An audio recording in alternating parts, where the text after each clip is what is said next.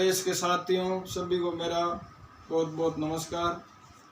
जैसा कि आप सबको विदित है कि अभी हमारे देश में कोविड-19 कोरोना नाम की बीमारी ने विकराल रूप ले लिया है।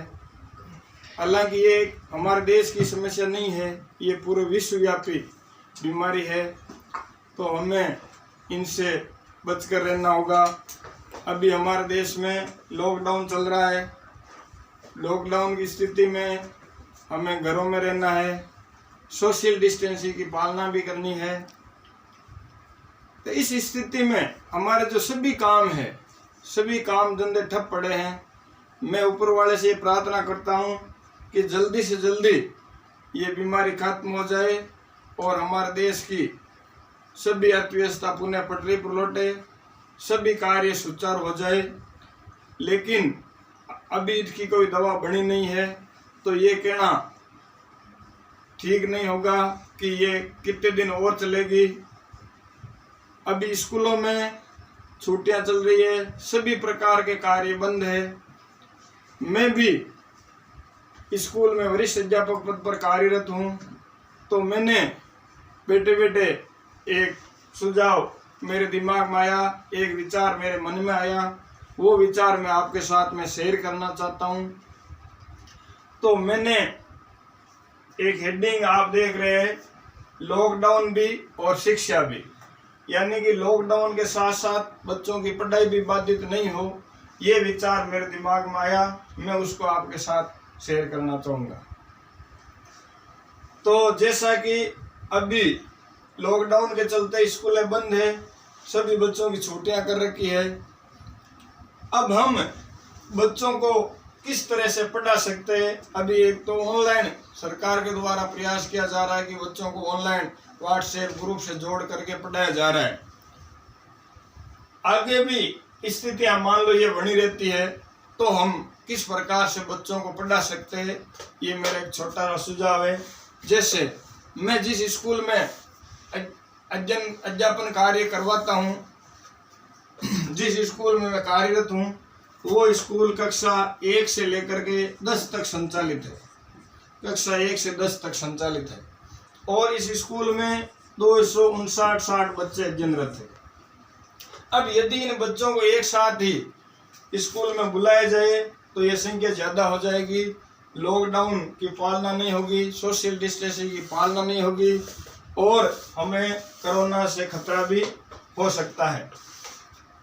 तो मैंने ये देखा कि कक्षा 1 से लेकर के 3 तक जो बच्चे हैं, कक्षा 1 से लेकर के 3 तक जो बच्चे हैं, उनकी संख्या लगभग 80 के आसपास है।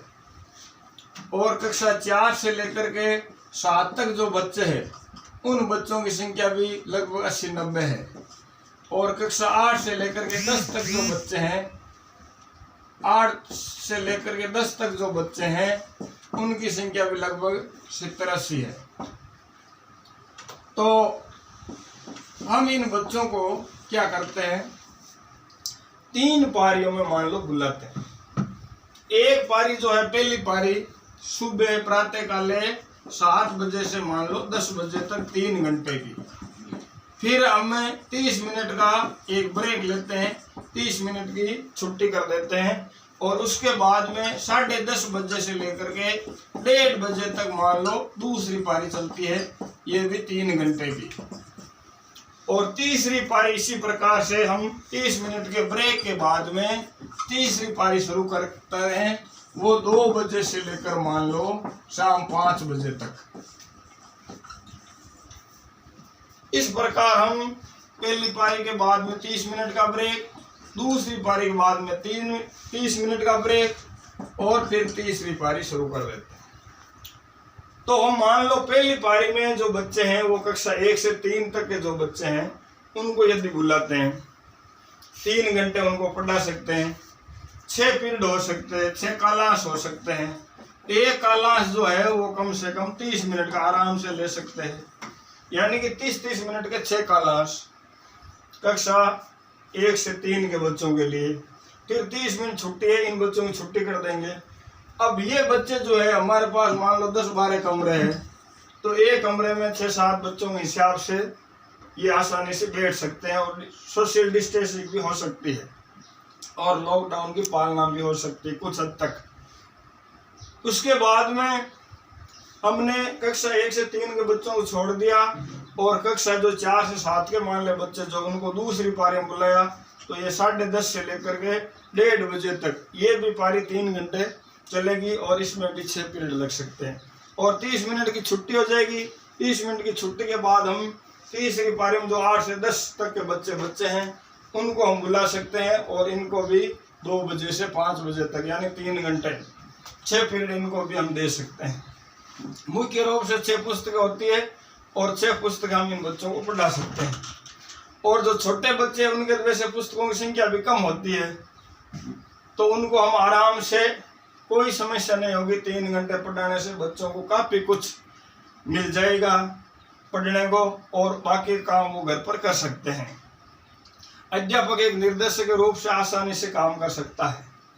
अब बात हम करते हैं कि भाई आपकी स्कूल तो कक्षा 1 से 10 तक है, कई स्कूलें 1 से 5 तक भी चलती है, कई स्कूलें 1 से 8 तक चलती है, कई स्कूलें 1 से 12 तक भी चलती है। तो उसको भी ये है कि भाई जो 1 से 5 तक चलती है वो सिर्फ 2 पारियों में भी अपनी पूरी सेवाएं दे करके बच्चों को पढ़ा सकते हैं, क्योंकि वहाँ स्टाफ भी थोड़ा कम होता है। तो ये स्टाफ पूरा सुबह 7 से लेकर 1:30 बजे तक स्टाफ पूरा रुके, तो आधे बच्चों को पहले पारी में बुला ले, आधे को दूसरी में बुला सकते। इस प्रकार जैसे 1 से 8 तक है तो वो 3 पारियों में भी बुला सकते यदि बच्चों की संख्या ज़्यादा है तो। और कक्षा 1 से 12 तक जो स्कूल है वो जो है मान लो जो मैंने लास्ट समय बताया 5 बजे, इनको बढ़ाकर 6 बजे तक भी कर सकते हैं। 6 बजे तक बड़े बच्चे आराम से रुक जाएंगे और उनकी पढ़ाई हो जाएगी। तो ये 1 घंटा बढ़ा सकते हैं जो कक्षा 1 से 12 तक स्कूल वाले हैं। और 1 से 10 तक जो है उनमें यदि और ज़्यादा बच्चे हैं तो वो भी 1 घंटा और बढ़ा सकते हैं। इसमें कोई ज़्यादा दिक्कत वाली मेरे हिसाब से नहीं होगा। तो ये तो हुई मान लो बच्चों को बुलाने की बात कि बच्चे इस हिसाब से अपन बुला करके। और कई ऐसे भी प्रश्न आपके दिमाग में हो सकता है कि सर कई स्कूल हैं जहाँ हजारों बच्चे हैं, तो जहाँ बच्चे ज़्यादा हैं वहाँ संसाधन भी ज़्यादा है, वहाँ कमरे भी ज़्यादा है, स्टाफ भी ज़्यादा है, तो उस हिसाब से वो एडजस्टमेंट कर सकते हैं। तो ये हुई बच्चों की बात। अब अपना दूसरी बात करते हैं भाई बच्चे ऐसे आएंगे तो स्टाफ फिर कैसे आ सकता है। तो स्टाफ को मान लो अपने से कि भाई जैसे मान लो मेरी स्कूल की मैं बात करूं तो मेरी स्कूल में मान लो एक प्रधान अध्यापक जी है, ये पोस्ट स्वीकृत है और अभी भरी हुई है। और लेवल फर्स्ट के जो अध्यापक आज 4 है अभी वर्तमान में, और लेवल 2 के अध्यापक 2 है, और वरिष्ठ अध्यापक ये है हमारे 6, और एक कनिष्ठ सहायक भी हमारे कार्यरत है, एक शारीरिक शिक्षक हमारे स्कूल में कार्यरत है। तो इस हिसाब से यह भी हमारे स्कूल में। और स्टाफ की जहाँ तक बात है तो राजस्थान की हम बात करते हैं तो जब स्टाफिंग पैटर्न वगैरह हुए थे उस समय लगभग स्कूलों में स्टाफ कार्यरत है। ऐसी बात नहीं है कि भाई कहीं कमी है, मुश्किल से कोई अपवाद को मैं नहीं कह सकता, बाकी लगभग स्कूलों में स्टाफ है। अब अपने से मान लो जैसे पहली पारी में हमने कक्षा 1 से 3 तक के बच्चों को बुलाया, तो उस समय ये लेवल फर्स्ट वाले जो अध्यापक है 4, ये अध्यापक अपनी उपस्थिति दर्ज करा देंगे। और ये मान लो इनका जो समय है वो कक्षा 1 से 3 वाले जो बच्चे उनका समय मैंने आपको बताया पहले कि 7 से 10 होगा, और ये 4 से 7 वाले जो बच्चे हैं उनका समय मैंने बताया 10:30 से 1:30 बजे तक होगा। तो ये कम से कम है ना 12-1 बजे तक ड्यूटी दे सकते हैं, यानी सुबह 7 से 1 बजे तक लगभग दे सकते हैं, आराम से देते, कोई दिक्कत नहीं। 1 बजे देने का फायदा क्या होगा कि ये लेवल जो फर्स्ट वाला अध्यापक है वो 7 बजे 1 से 3 वाले बच्चों को पढ़ाएंगे, फिर ये 4 से 5 वाले बच्चे दूसरी पारी में आएंगे, उनको भी ये पढ़ा सकते हैं। तो इनको क्या होगा कि पहली पारी और कुछ समय यानी 1 बजे तक लगभग दूसरी पारी में ड्यूटी इनकी हो जाएगी। अब लेवल जो 2 के अध्यापक है वो लगभग मान लो 12 बजे आते हैं, तो ये 5 बजे तक ड्यूटी दे सकते हैं, 5 घंटा इनके लगभग 5 घंटा। ये लगभग मान लो 1 बजे नहीं रह करके 12 बजे तक रहते हैं तो भी इनके 5 घंटा हो जाते हैं, और इनके भी 5 घंटा हो जाएंगे 12 बजे से 5 बजे तक रहेंगे। तो तो ये अध्यापक क्या करेंगे कि कक्षा 7 के बच्चों को पढ़ा देंगे, कुछ पीरियड उनके इधर कक्षा 4 में, छोटी कक्षाओं में भी लेवल 2 के आते हैं तो कोई दिक्कत नहीं होगी। और बाद में 5 बजे तक जो 8 वाले बच्चे हैं, 9 वाले, इनको भी है लेवल 2 वाले को कुछ पीरियड दिए जा सकते हैं। अभी के स्कूलों में ले भी रहे हैं। अब आगे बात आती है वरिष्ठ अध्यापक जो है, वरिष्ठ अध्यापक भी मान लो यदि 12 बजे आते हैं तो कोई दिक्कत नहीं, क्योंकि 7 और 8 7 क्लास जो है 7वीं कक्षा 6वीं और 7वीं के पीरियड ये यहाँ ले सकते हैं। और वरिष्ठ अध्यापक जो है बाकी 8 से 10 वाले पीरियड वैसे ही लेते हैं। तो ये भी 12 बजे आ जाए तो कोई दिक्कत होगी नहीं मेरे हिसाब से। तो ये 5-5 घंटे सभी अध्यापक आ सकते हैं और इस हिसाब से हम इन बच्चों को आराम से पढ़ा सकते हैं। अब अपना उपस्थिति जैसे दर्ज करते हैं तो उपस्थिति दर्ज करने से क्या होता है, 15-16 स्टाफ होता है तो भाई देश इस तरह से हो जाता है कि उपस्थिति हम नहीं दर्ज, तो उपस्थिति रजिस्टर हम पी भी अंकित कर सकते हैं। जैसे हमारे कनिष्ठ सहायक महोदय है वो पी लगा देंगे, अभी हाजिरी नहीं भर के पी भी लगा सकते हैं, कोई दिक्कत नहीं। और ऑनलाइन उपस्थिति होती है तो कनिष्ठ सहायक जो है वो ऑनलाइन उपस्थिति भी दर्ज कर देंगे। और शारीरिक शिक्षक जो है वो इन सभी कालांशों की सब जो है अपने पारियों की व्यवस्था बनाए रखने में ये काम आराम से काम कर सकते हैं। और प्रधान अध्यापक महोदय वैसे सब मॉनिटरिंग का कार्य होता है उनका, प्रबंधन का, और वो इसी दौरान भी ये प्रबंधन का कार्य करेंगे। जैसे सोशल डिस्टेंसिंग की पालना करना हो, सैनिटाइज हो, जो भी कार्य है वो आराम से प्रधान अध्यापक संचालित कर सकते। तो इस हिसाब से हम बच्चों को दूर दूर सोशल डिस्टेंसिंग की पालना भी कुछ हद तक होगी और साथ ही साथ बच्चों की पढ़ाई भी होगी। जैसे मैंने आपको बताया कि हमारे स्कूल में लगभग 260 बच्चे तो एक साथ जो बुलाएंगे तो वो ज़्यादा हो जाएंगे, और 3 पारियों में इस तरह से डिवाइडेशन करें तो काफ़ी हद तक बच्चों की कम हो जाएगी। कमरे बहुत है तो इस हिसाब से सुविधा हो सकती है। अब जो स्कूलें छोटी है वहाँ स्टाफ कम है, तो कम स्टाफ है वहाँ बच्चे भी कम है, तो इस हिसाब से वो 2 पारी में भी कक्षा 1 से 5 वाले जो है स्कूल वो 2 पारी में भी विद्यालय का कार्य संपादन कर सकते हैं। तो पहले चैप्टर में हमने देखा कि भाई बच्चों को किस प्रकार बुलाए, दूसरा जो चैप्टर हमारा ये कि भाई अध्यापकों को किस प्रकार से हम बुलाए। तो ये हमारे 2 चैप्टर। अभी एक बात मेरे वो छोटी दिमाग में है वो भी मैं आपके साथ शेयर कर दूं। अभी बच्चों की परीक्षाएं जो चल रही है, परीक्षा बच्चों की 10वीं 12वीं की, जैसे सरकार ने ये कर दिया कि 1 से 8 के जो बच्चे हैं उनको सीधा क्रमोन्नत कर दिया।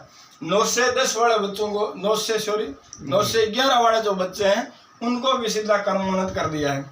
समय से आई है अभी 10वीं और 12वीं के बच्चों की, इनकी परीक्षाएं, कुछ परीक्षा हुई है लेकिन कुछ नहीं हुई। अब पता नहीं वो कब होगी। अब सरकार का मानना है कि भाई जैसे लॉकडाउन खत्म हो जाएगा 3 मई के बाद में तो इन बच्चों की हम परीक्षा करवा देंगे। अब लॉकडाउन खत्म होना ये अनिश्चित है। अनिश्चित इसलिए है कि अभी तो कोरोना है वो दिनों दिन इनकी संख्या बढ़ रही है। हालांकि सरकार ने पूरा प्रयास किया है, इस पर पूरा कंट्रोल किया है कि भाई संख्या नहीं बढ़े। कई देश ऐसे जो राजस्थान के बराबर वाले जनसंख्या में है, राजस्थान के बराबर उनकी जनसंख्या है, लेकिन राजस्थान से कई गुना केस वहाँ ज़्यादा हो गए। लेकिन राजस्थान की बात हम करें तो अभी नियंत्रण में है स्थिति। लेकिन हम ये नहीं कि भाई जब तक मान लो 50-20 केस भी रहते हैं तब तक भी ये महामारी और रूप ले सकते हैं। तो पूर्णतः खत्म नहीं हो जाए, लॉकडाउन कब खत्म होगा इसका अभी हम नहीं कह सकते। तो इस हिसाब से हमें परीक्षा भी करवानी है और सोशल डिस्टेंसिंग। तो मैं जैसे मान लो उदाहरण है कि राजस्थान में आज बोर्ड परीक्षा के जो सेंटर बनाए गए हैं वो जैसे 5-4 ग्राम पंचायतों पर एक सेंटर जो बना दिया है, वहाँ बच्चों की परीक्षा होती है। जैसे एक सेंटर पर मान लो 500 बच्चे, 700 बच्चे, 600 जो भी है। तो मेरे कहने का ये अर्थ है कि ये जो सेंटर है ये स्थायी सेंटर हो और सरकार कुछ अस्थायी सेंटर बनाए जो अभी परीक्षा संपादन कर सकती है। अस्थायी सेंटर कैसे बनाए? जैसे मान लो मैं जहाँ कार्यरत हूँ वहाँ के बच्चे दूसरी जगह परीक्षा देना चाहते हैं, तो क्यों न अभी उसी स्कूल में एक अस्थायी सेंटर बना दिया जाए जहाँ बच्चों की संख्या ज़्यादा है। एक सेंटर पर सिर्फ 150 बच्चे इस परीक्षा देवें, यानी कि एक कमरे में सिर्फ 5-4 बच्चों को बिठाए।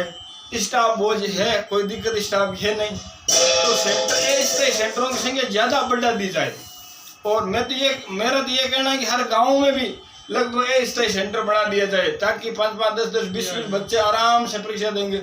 अब समय से है कि उनके पेपर पहुंचाने का और का वो वैसे डिलीवरी सरकार कर सकती है आराम से, यदि चाहे तो कोई दिक्कत नहीं आएगी। और ये है कि भाई वहाँ कोई मान लो ज़्यादा सेंटर बनाने से ज़्यादा व्यवस्थाएं करनी पड़ती है, ज़्यादा सुरक्षाकर्मी तैनात करने पड़ते हैं, ये भी समस्या आ सकती है। तो इसमें है कि जो एक जैसे मान लो ग्राम पंचायत है, हर ग्राम पंचायत में 12वीं स्कूल है, वहाँ पीओ साहिबान लगे हुए हैं, उनको पूरी आप जिम्मेदारी दीजिए।